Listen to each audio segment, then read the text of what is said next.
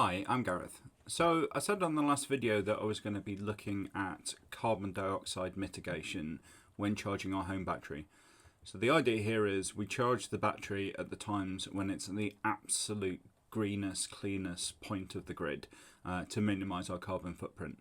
That video was a few weeks ago. I've spent the time since trying to make this work, but it was prompted earlier this week by bumping into a friend in our local co-op who mentioned that he'd seen the previous videos and he was looking forward to the next one. So here we are. So first off, why are we doing this? Well, for the last 100 years, we've been doing this kind of thing. And now, more recently, we've been learning and seeing the consequences of our actions. And we're approximately here. Now, the big challenge is that things like where our energy comes from, how transport works, those kinds of things are not in our gift to do anything about directly. There's nothing that we can do as individuals beyond casting a vote. So there's four really impactful things that we can all do as households to reduce our climate impact.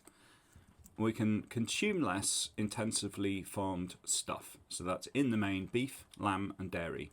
And as a household, we're kind of doing okay on that front. Not so well on the dairy front, but better on the meat front. We can not fly in fossil fueled powered aircraft.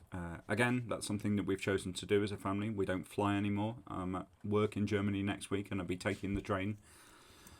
The next one is driving fossil fuel powered cars. Again, we've gone down as a household from 2 cars to 1 several years ago, and our 1 car is an electric car.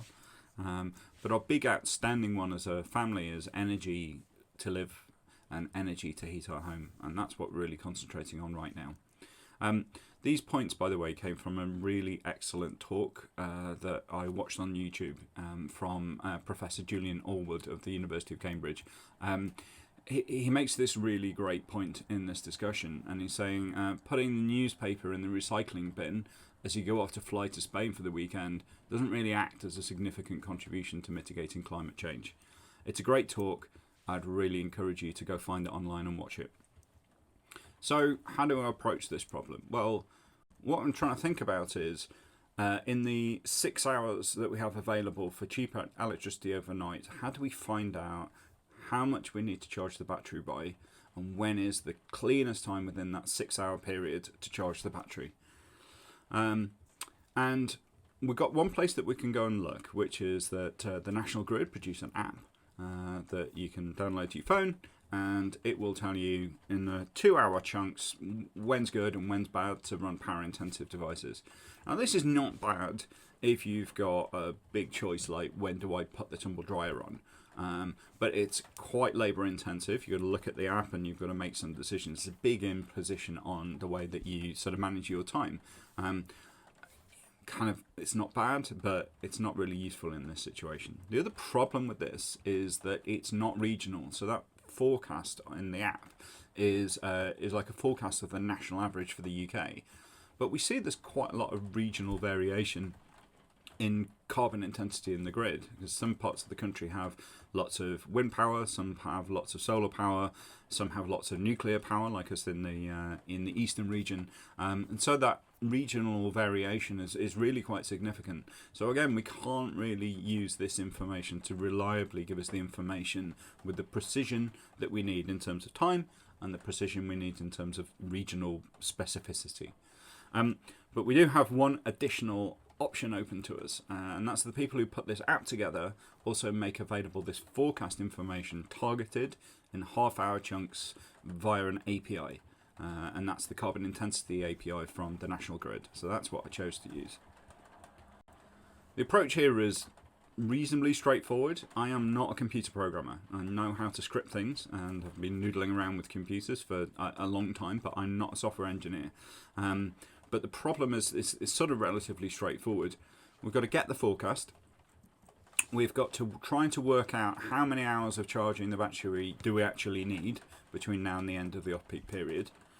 We've got to work out from the forecast which are the lowest carbon intensity hours across this period. And then last of all, we've got to look at the current intensity and say, is this current intensity one of the lowest intensity periods across the next 6 hours? Because if it is, let's charge the battery. If it's not, let's not charge and let's wait for a better period. Because this forecast updates real time, because demand changes real time and supply for renewable changes real time, we keep on doing this every half an hour all the way through the night until we reach the end of the off-peak period. So I coded this up several weeks ago. Had an interesting weekend 2 weekends ago when the forecast API went down. So I had to write a whole bunch of extra checks so that the battery would actually still charge, even if the forecast wasn't available. And here's the result of what happened. So there's a lot going on in this chart. So let me talk you through it. So this wiggly line that we've got here is what the actual carbon intensity was at that period. Okay, what did it ended up being? This solid shaded period here is the forecast. So what does this API currently think is going to happen to carbon intensity over the next 48 hours? This pale blue line is the battery state of charge. Okay, so 100% at the top, 0 at the bottom. And these shaded areas over here this is our area of interest. So the dark grey block is the off-peak period. So all of our charging is going to need to take place within that dark grey block. And the light grey columns here are when this whole system chose to tell the battery to charge. So if we take a look at what actually happened, through the evening approaching the off-peak period, carbon intensity actually pretty low, so sort of ticking along and fairly stable. But you can see it were really plunged overnight, so it went really, really, really low in the second half of our off-peak period. And so for the first, 2.5 hours, we decided, no, the intensity's too high, let's not charge.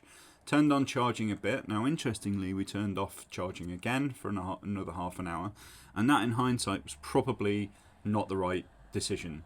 But, you know, you're working on a forecast, it's a prediction, it's going to change, you're not always going to get it right. And very, very, very satisfying was that we captured this really bottom of the curve period over here when the intensity was rock bottom. And that's superb. What would have happened had I not put this stuff in place is that we'd have kicked off charging right at the start of the off-peak period. So we grabbed most of our electricity around here when the intensity was very low, as opposed to up here when the intensity was a bit higher. And look at the difference that that's made, because most of the tank was filled around here when it was sort of down in the low tens of grams of CO2 per kilowatt hour. Most of our consumption took place up here in the late afternoon and the early evening when the carbon intensity was many, many, many times higher. So that's the carbon saving that we made by charging overnight. And this here is the carbon saving that we made as the choice of as a consequence of this choice that we've made. So all in all, this has been put in place. This is now running unattended every night. I take a look at the graphs in the morning to satisfy myself that it's all okay. But it's ticking away, and every single night it's knocking 10, 20, 30, maybe even 50% off our carbon intensity of the electricity that we're choosing to charge the battery with. So what does this mean if you want to do this yourself? Well, I'm not going to lie, this takes some technical knowledge.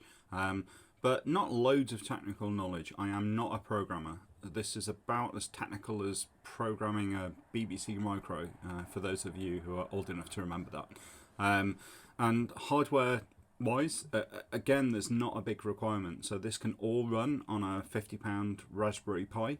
I needed a little bit of extra hardware to talk directly to my inverter, my solar controller. But your inverter may not need that. You might be able to talk to it directly or talk to your inverter provider's sort of management software and do that.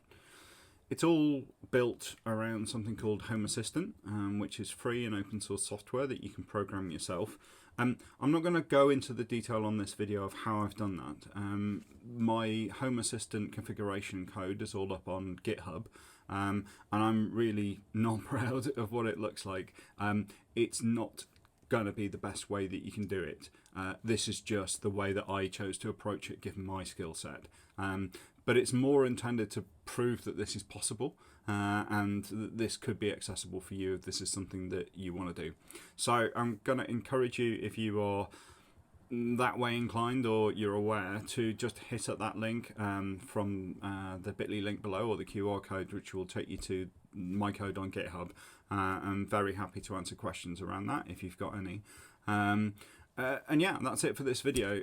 Hope that's given you some good ideas. What I'm thinking about at the moment is, again, back to consumption and making sure that we are preserving as much of the energy that we actually need in the battery across the day. How do we give people in the household the feedback so that they know what to do? And so I'll talk about that next time. But for now, my name's Gareth, and I'll see you in the next video.